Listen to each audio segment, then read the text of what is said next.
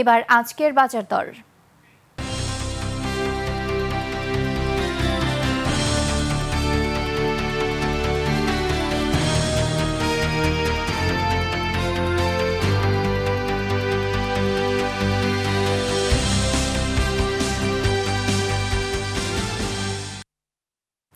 আজকের নিত্য পণ্যের দরদাম জানাচ্ছেন আরেফিন শাওন। প্রতিদিনের ন্যায় আজকেও বাজার দর জানাতে আমরা রয়েছি কারওয়ান বাজার সবজি বাজারে।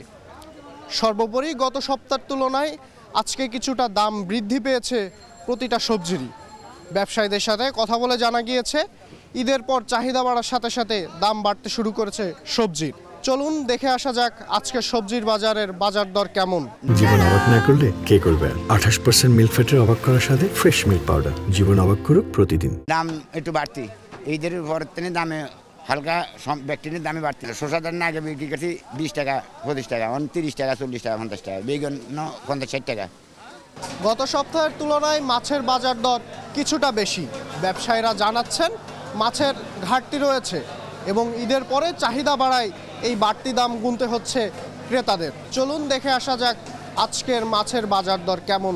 গত সপ্তাহে তো একটু মাছের দাম বাড়তি, কেননা মাছের দাম মনে করেন হলে মাছ একটু কমতি।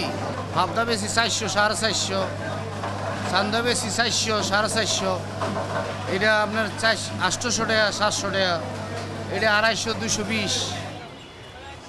সবজি এবং মাছের বাজার দর কিছুটা বাড়লেও মুরগির বাজার দর বেড়েছে অধিক হারে।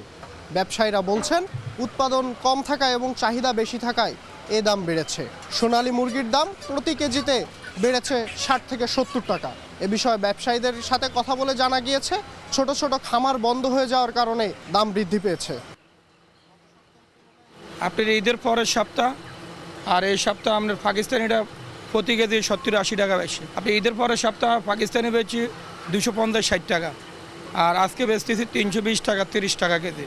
ব্রয়লার মুরগিটা 150 টাকাতে 160 টাকা। দেশি মুরগিটা আপনার 600 টাকা 620 টাকা বিক্রি করতেছি।